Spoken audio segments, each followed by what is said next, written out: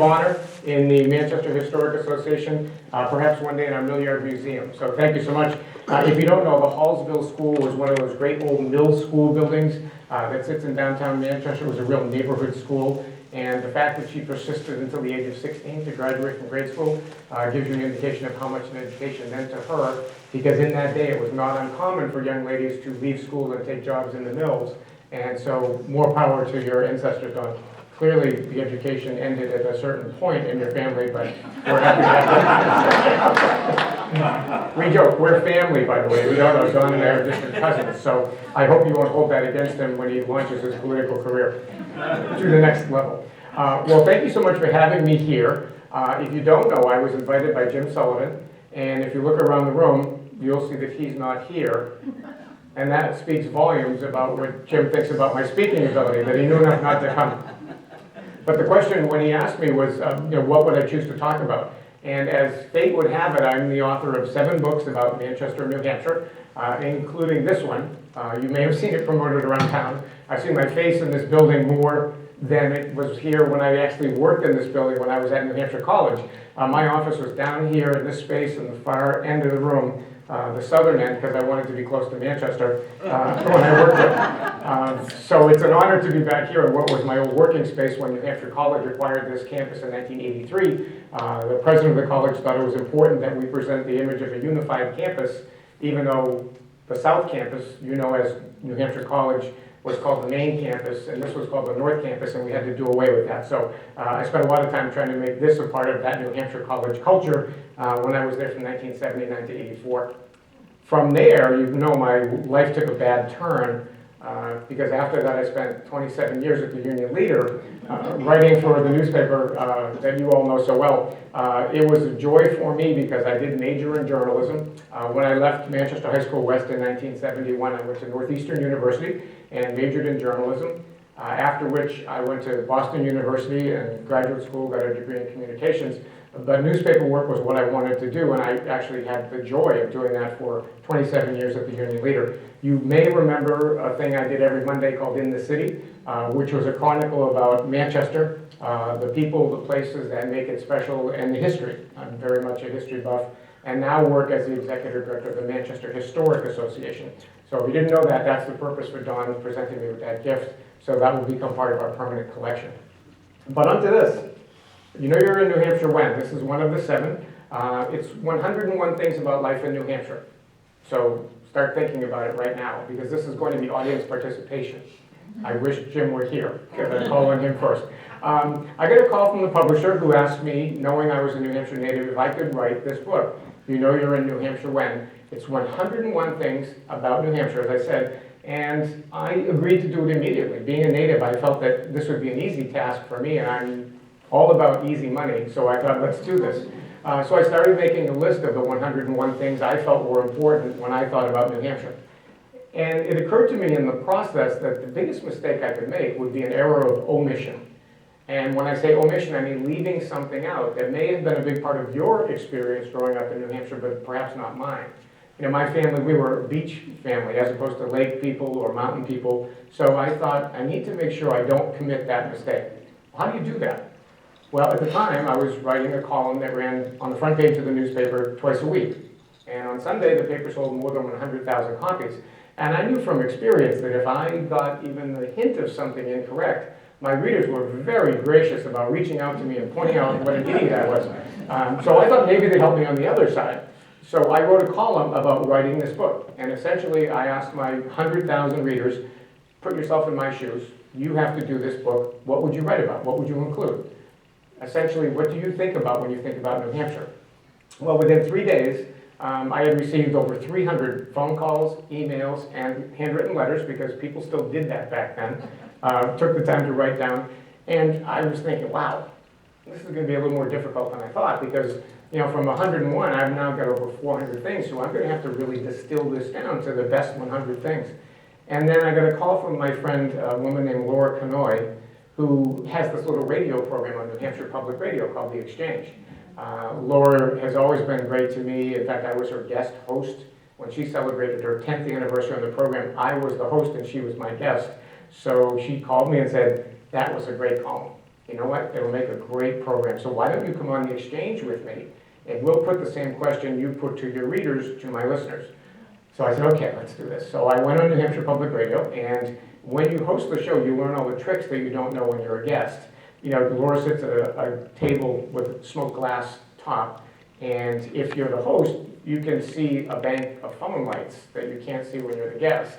Well, I knew the trick, so as we started the show, I leaned over, and 10 phone lines were lit the entire hour. As soon as we got rid of one call, I don't mean got rid of, as soon as we accepted suggestions from our listeners, another person would light it up. So for an hour, there were 10 lights lit. So now I get 300 more suggestions from people, and I'm in deep trouble. How do I pare this all down to a manageable book, 300 words about each of those 101 topics? So here's where Jim Sullivan's request backfires on you. He thought he was getting me out here to speak for nothing. You get what you pay for. So now I'm going to reverse this on you, and I'll put it to you. What do you think about when you think about New Hampshire? Pretend you're me, and you have to start from scratch. What would be number one? What do you think about when you think about New Hampshire? And if you don't raise your hands, I'm going to call on you. So let's talk about this. What do you think? What would be in the book? Nice open roads with no traffic jams. Where do you drive? 89. Clearly, you've never been on the Kankomagus Highway in October when there were Japanese tour buses so jammed with people you can't move. Yes, there are occasions, but I'm driving to Hampton Beach tomorrow in the evening, and on Memorial Day weekend, I don't think I'm going to see the same thing you see. You're a very positive person. So let's say we don't have that. What do we have? In fact, I cited the contrary for those special occasions when it's impossible to get to Lake Winnipesaukee, like Bike Week, for example, or trying to get over the Kank during foliage season or trying to get to the beach in the summer. So I saw a hand over here.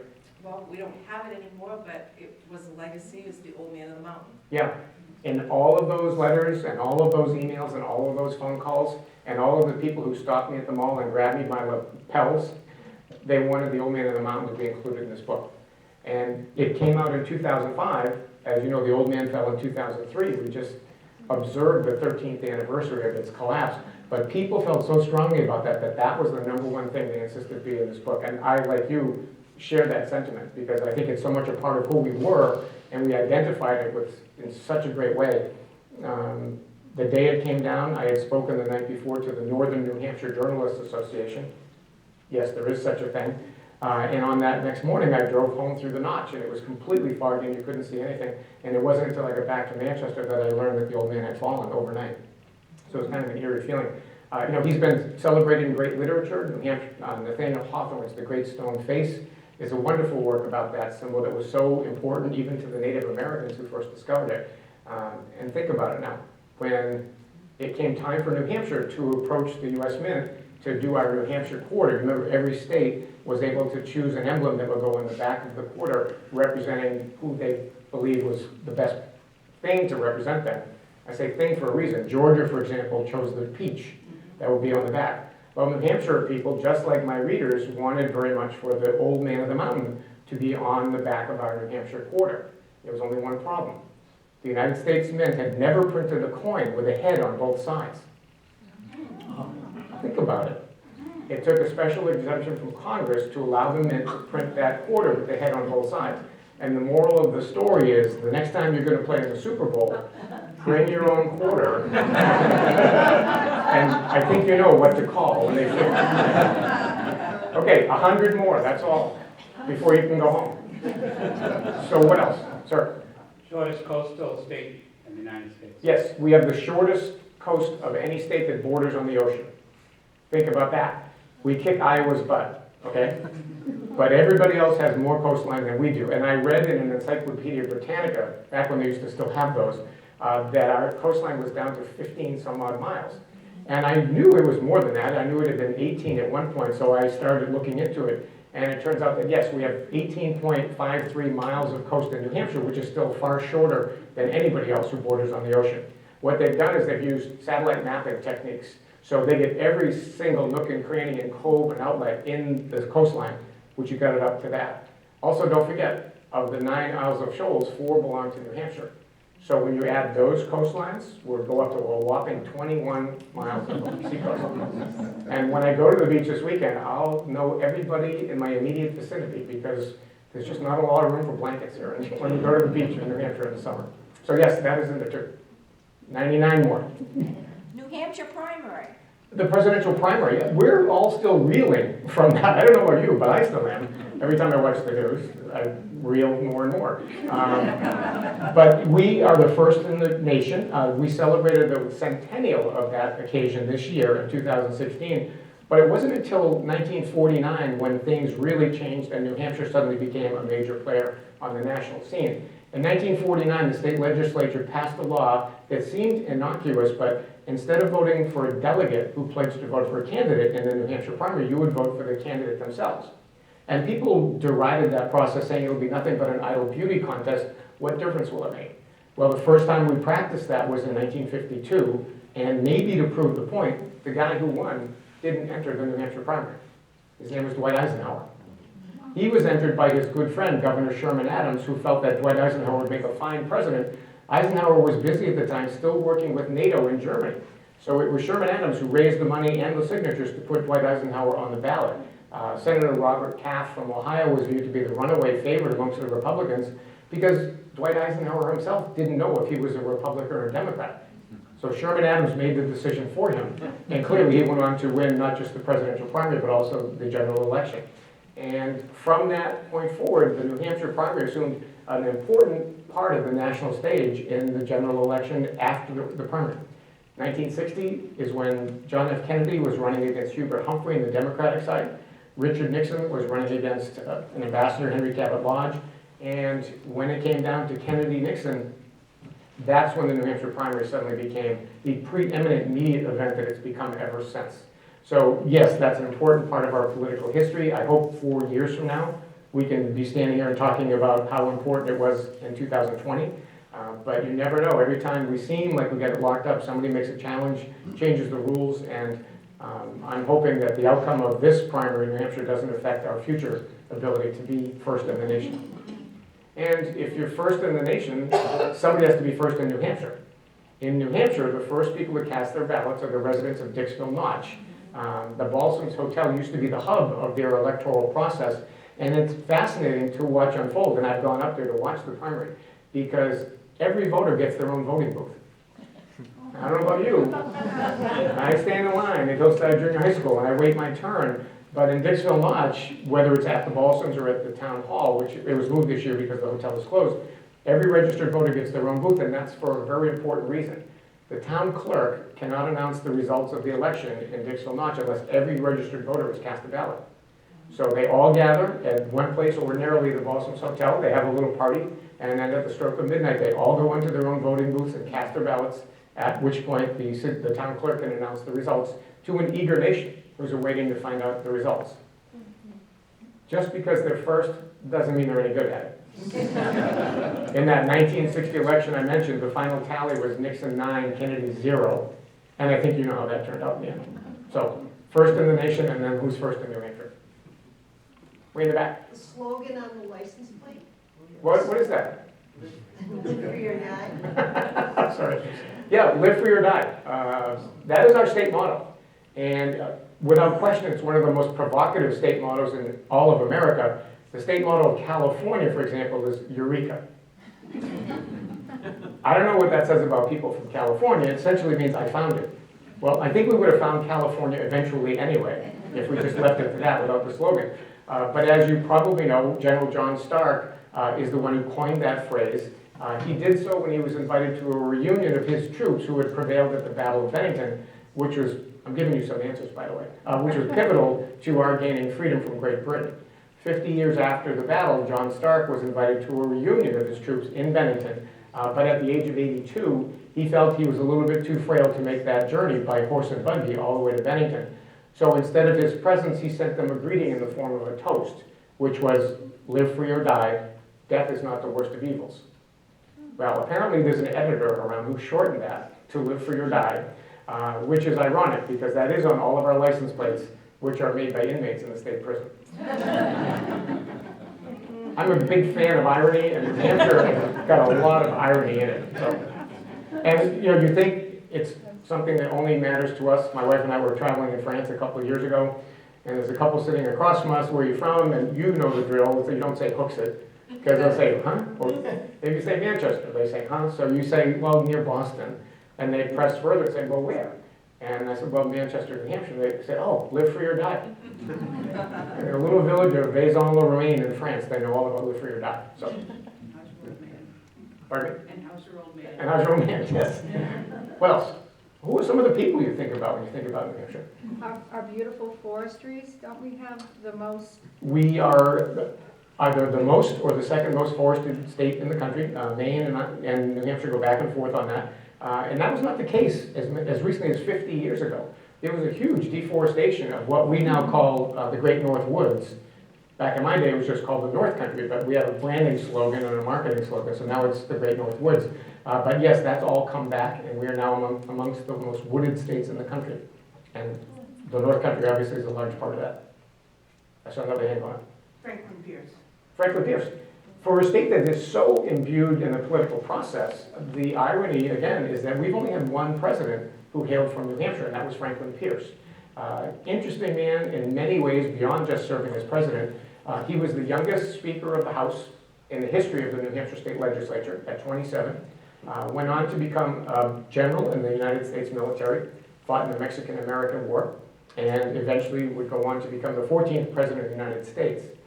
But if you think politics is rough and tumble today, in the day of Franklin Pierce, when he ran for president, there were rumors going around that perhaps he enjoyed a touch of the grape, if you know what I mean, that perhaps he enjoyed way too much of the alcohol. So his opponents, because he became a general after service in the Mexican-American War, started referring to him as the hero of many a well-fought battle. So the current crop has nothing on the old folks. But again, when he became president, he did so at a very difficult time in our nation's history because we were in the hard decision point between free state and slave state as we added states to the Union. And he was almost cast in a lose-lose situation, regardless of which way he would go. So his presidency was not viewed with great favor shortly after his tenure ended. We look back now, and there have been two recent biographies about Franklin Pierce in which they re-examine his legacy, and I really appreciate that. For example, many people didn't realize that his son had been killed in a train accident shortly before he took office, and he and his wife probably went through their 4-year term in the White House in the throes of clinical depression, which would have crippled them even more than the well-fought battle, if you will, if that was the case. So for many, many years, he was remembered only as perhaps the most handsome president in the United States history. And being a New Hampshire guy, I think, no kidding. You know, look at us all, look around the room. That's an easy tenure to make, so he was there. How about Gill Stadium and people who have been there? Well, Textile Field, in particular, as opposed Then to... Athletic Field. Yes, which was the worst name ever given to a sports stadium since North Bell Park or something like that. Textile Field was named as a derivative of Amoskeag Manufacturing Corporation. And as you can tell, if you call it Textile Field, you get a really good idea of what they did at Amoskeag Manufacturing. It opened in 1912. The first game that was played there was a team of Manchester All-Stars, a baseball game, against the world champion Boston Red Sox. So in 1912, Babe Ruth played at Gill Textile Field. Smokey Joe Wood pitched for the Red Sox on that day. And the Manchester guys didn't do badly. They lost 2-1 to a team of All-Stars, the world champion Red Sox. And Yankee Stadium couldn't contain Babe Ruth, but Textile Field could. Babe Ruth went 0-2 that day. Yeah. So it has been home to incredible athletes from Manchester, but it's that textiles connection that really makes it resonate. Because again, I've got to think all New Hampshire. There were people in Nashville who would argue that Holman Stadium should have been in, because if you don't know, Holman Stadium was the home to the Nashua Dodgers back when baseball was finally integrating. And two important black players, Roy Campanella and Don Newcomb, played for the Nashua Dodgers as they were integrating baseball. And they went on to become both Hall of Fame players who played at Holman Stadium. So that becomes a tough argument for me to go through. And I had these. And the bad part about the arguments is they were with myself. Okay. No, next time I look at it, no. Cross that off, change it again. Oh, hand over there. Our liquor stores.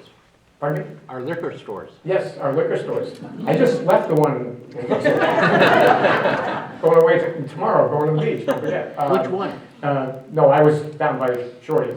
The ones on the highway are the elemental ones that tell a story about New Hampshire because, in a state that has really strict laws about drinking and driving, we are among the only states in the nation who have liquor stores at the rest stops on the highway. Safety zone. Here's another irony. See, I tell you, there's a lot of irony in New Hampshire. Obviously, we derive a lot of our state's revenues from liquor sales, and those rest centers have become money magnets for the state of New Hampshire, and yet there are still people who view there as being a very contradictory position there. So, I just gave you another hint for another one. Yeah? Our lottery, weren't we the first to have a We were the lottery? first in America to have a lottery, which now is prevalent in ways we could never have envisioned in 1963. But John W. King was the governor at the time, and as is the case today, the state simply did not raise enough money to run its businesses.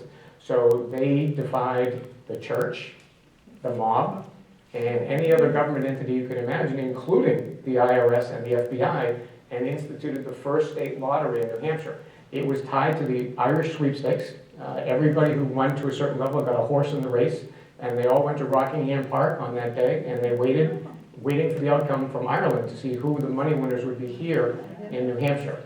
My good friend Kevin Flynn, who many of you may remember from both WFDA Radio and WMUR TV, has just written a book called American Sweepstakes about New Hampshire's first lottery.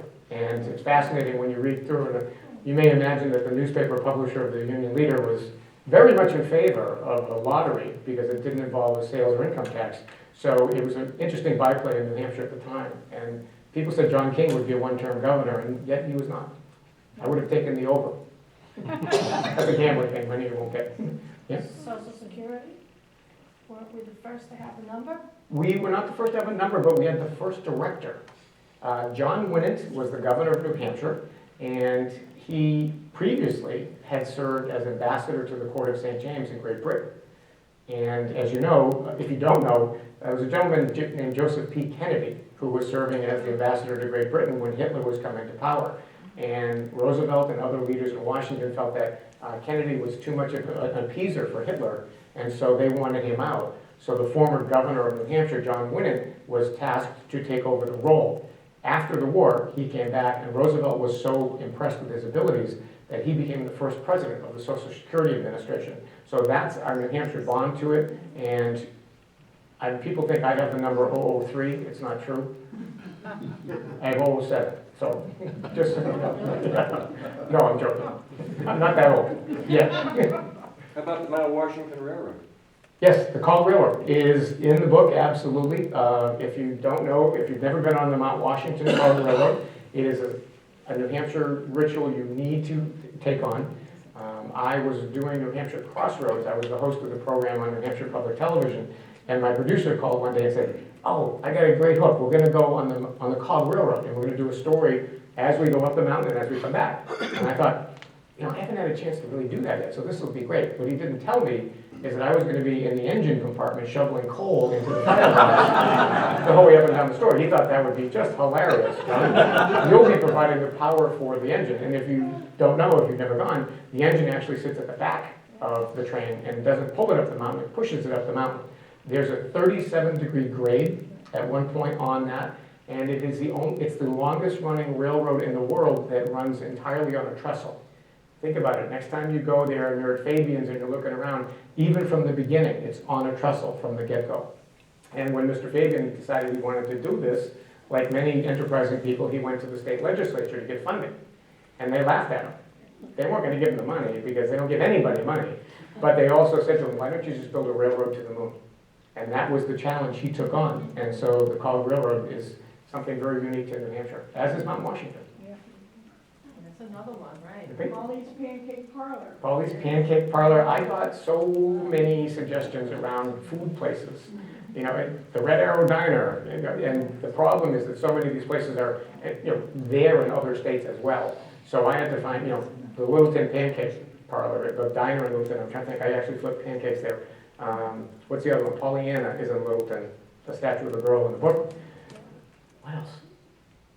What's the famous hot dog place over in Portsmouth? Gillies? Gillies. Yeah. So I had 30 suggestions for restaurants, and I probably could have got away with the Puritan back room. I didn't put it in there because my wife sells wine and spirits to a lot of restaurants, and I didn't want to single out one. But if you didn't know, the Puritan back room uses more Bailey's Irish cream than any bar in Ireland for their famous mudslides. And we know that it's supposedly the origination point of the chicken tender as well, which comes up every presidential primary. You know, in New York, they have to go eat pizza. In New Hampshire, you have to go eat chicken tenders at the back room. So it's part of the political process. Richard McDonald. Richard McDonald, yes. Show me, how many people here think Ray Kroc invented McDonald's? Thank you. If a hand went up, I was walking out the door. Okay. There's a new movie that will come out in the summer called The Founder. It stars Academy Award-winning actor Michael Keaton, who stars as Ray Kroc. Now, think about it. The title of the movie by itself is a pejorative.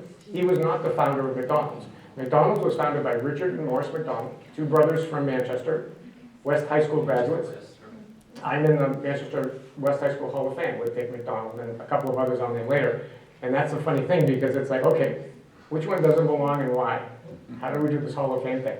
But Richard and Morris went out to California. Their father had worked in a shoe shop in Manchester, and unceremoniously, when he turned 60, they gave him a gold watch and said, thanks, your services are no longer needed. So they decided that they didn't want to work for other people. They wanted to control their own destiny. They moved out to California. One of their uncles worked on the periphery of the movie business, so he got them jobs working on sets behind the scenes. They worked with Mary Pickford and Douglas Fairbanks Sr. They got to know all these people. But you know, they were pretty modest in their ambitions, and they didn't see the movies as being a career for them. So they opened a movie theater where they showed movies in the town of San Bernardino, California. And then the movie business kind of went slack for a while, so they opened a restaurant. It was a restaurant like the old drive-in restaurants you would see on Happy Days or American Graffiti, in which they had a really nice family clientele. They had young ladies in short skirts and roller skirts who would go around the parking lot and bring the food, put it on the tray. Anybody remember A&W? Get that same service? So the McDonald brothers were doing very well, and things really picked up after World War II because the GIs came back home, and they were in California where the car is king. So after the war ended, there was gasoline for the cars as opposed to tanks. There was metal to build the cars, which looked like tanks. There were rubber for tires. All of those components came together in California, again, where the car is king. So their parking lot started getting bigger and bigger because these GIs, you heard about the baby boom, right? Started having kids, and they would come to the McDonald's restaurant, and rather than going inside, they wanted to stay outside and eat in the cars because they had kids. Has anybody ever eaten a restaurant meal with a 4-year-old? Has anybody ever finished a restaurant meal with a 4-year-old? So these families would choose to stay in their cars, and the McDonald's car hops would bring the food to them, and things were going swimmingly. But remember, this is San Bernardino, California, and now it's 1948 and 49, and San Bernardino is famous for two things. The first, McDonald's, and it's the home of the Hells Angels motorcycle gang. And I know you're saying, there's no way you can connect these dots. These guys on motorcycles with leather jackets and jeans, many of them disaffected World War II veterans who couldn't get jobs, you know, were really alienated from society. Well, they saw these pretty girls roller skating around this big parking lot, and they thought, we have to hang out somewhere, why not hang out here and try to pick up the waitresses? So these scary looking guys on motorcycles started scaring off that carefully cultivated family clientele that Dick and Maurice McDonald had generated. So things reached a point where they closed the doors to the restaurant for 6 months. 6 months later, when they opened the doors, they didn't have doors, they had windows. In that 6-month period, they invented what we know today as the fast food restaurant. Simple idea, right? Except nobody thought of it before they did. They had the friend was an engineer who created a stainless steel grill, because when you cooked on a regular barbecue grill, the more meat you put on, the grill would get cool, it would take longer to cook. Stainless steel kept even heat, and they could cook as many as 30 burgers at a time. They essentially adopted Detroit-style assembly line manufacturer for food. So they could do as much as they want. They were the first ones to use the infrared lamp to make things stay warm. Their engineer buddy designed the gun that put just the right amount of ketchup and mustard on your burger. Because remember, this is not Burger King. Special orders do upset them at McDonald's. Does anybody here remember as a kid ordering a plain hamburger at McDonald's? They would give you a piece of paper and they would make you go stand over there all by yourself. Because you were slowing down the operation. This was all about consistency and speed. They wanted to turn customers in 30 seconds. So the food was ready. Instead of waiters bringing you the food you came to the food at the window. It was that simple. The prices were phenomenal. You know, they had 5 items: hamburger, cheeseburger, french fries, soda, and a shake. The shakes were the key to everything. They had so many customers, they had a multi-mixer. You know what that is, right? Like a frap maker. That would make 5 shakes at a time. They had 5 machines. And the guy who sold those machines, Ray Kroc, could not understand how one restaurant could need 5 makers that made 5 at a time. So he went to San Bernardino, California. He got there on a Thursday at 11:30 in the morning, and the line was twice around the building. He could not believe what he was saying, so he waited in line, and he listened to the customers. You know, why do you come here? The food's excellent, the prices are great, you know, I never have to wait too long while he's waiting in line for 30 minutes. And Ray Kroc fell in love with this concept. So he approached the brothers and asked if he could become their franchising agent. So they thought, well, yeah, we're going really well, maybe we should look into expansion. So Ray Kroc came on, and at this point, the brothers probably had 6 different restaurants, but Kroc had a vision to take it global. And so he kept trying to push them, and Dick and Mac, Morris's nickname was Mac, by the way. I wonder if that will catch on. Yeah, big man. So Ray Kroc was driving them crazy. And so there came a point where Ray Kroc said, look, I can take this company places you guys don't want to go, so why don't you let me buy you out? So that was the deal, and the McDonald brothers said, give us the weekend to talk it over. And so they went home, and they came back on Monday, and Mac was the older brother, so he was the spokesman. And Kroc said, how much? And Mac said, $1 million. And Kroc was thrilled. He thought it would cost a lot more to get these stubborn Yankees out of his hair. But Dick McDonald said, well, wait a minute. I also want $1 million. So now, $2 million. Don't forget, they're from New Hampshire. So Kroc says, okay, $2 million, this is great. He had backers in Detroit, he could raise the money. But the New Hampshire boy said, well, $2 million, yeah, but, you know, we don't want to pay taxes on the money. We want you to pay the taxes on the money, which amounted to almost $750,000 more. And Kroc was really not happy with the McDonald brothers because he had stretched his limit on credit. So he said to them, why don't you just take a piece of the company? Keep 1% of it. The name was going to stay McDonald's. It was not going to change to Kroc's, because who would buy a Kroc burger? And so again, he beseeched them, take 1%, you know, you're invested in this company, and they were from New Hampshire. And so they said, well, Ray, we really don't like you much, and we really don't want to be in business with you, so if you'd like to buy us out, let's meet that number. If not, we'll part as friends. Well, he met the number, they did not part as friends. From that point forward, Ray Kroc made it this point to erase the McDonald brothers from the corporate record. He actually said out loud, I'm going to get them sons of bitches. Ray Kroc was a nasty guy. So he proceeded to do so. So if you read a corporate biography about McDonald's, there's no mention of the McDonald brothers. Fortunately for those of us from New Hampshire who are so proud of what our people go and do, a journalist named David Halberstam, graduate of Dartmouth College, that might be another clue for you as to what's in the book, wrote this great book called The 50s, about the decade of the 1950s. And if you think about American history, we had the Roaring 20s, and then we had the Depression through the 30s, then we had World War II, and then finally, we hit the 50s, and everybody seems to remember it as a very placid decade in which things calmed down, like Leave It to Beaver, and Father Knows Best, and the nuclear family, the mother, the father, the son, and the daughter, when in fact, Halberstam found out that the 50s were a time of incredible social change in America. And it started, with the civil rights movement, for example, the explosion of the suburbs in Levittown when the GIs were all coming back, the GI Bill, and how that affected America. And he told the story of the McDonald brothers and how they revolutionized the food industry with the creation of McDonald's. So for all of the bluster of Ray Kroc, David Halberstam set the record straight, and I carry that book with me anywhere I go to tell people when they say, no, Ray Kroc, it's like, here, read this. Oh, it's too long, you'll never finish, give it back. But the story is there, and it's going to be told again in this movie called The Founder. And all you need to know is this marketing slogan for the movie is, he took someone else's idea and America ate it up. So we'll find out. I'm intrigued to see how the McDonald brothers are portrayed in this movie, but the title The Founder, by its very existence, is a lie. So, is that? William Lowe? Who's that again? William Lowe. I'm teasing, I'm sorry, you keep making great points. Yeah, William Lowe. He's the publisher of a newspaper here in New Hampshire, I can't think of the name of that either. And like him or not, and there are many in both camps, He had an undeniable influence on New Hampshire for more than 50 years as the publisher of the New Hampshire Union Leader, which was then just called the Manchester Leader and the Manchester Union. He came into the paper around 1949, again shortly after the war, and it was an interesting decision for him because when he bought the paper, he had two second-in-commands. One was named B.J. McQuaid, whose son Joe is the publisher of the paper today, and the other is a gentleman whose name was Ben Bradley.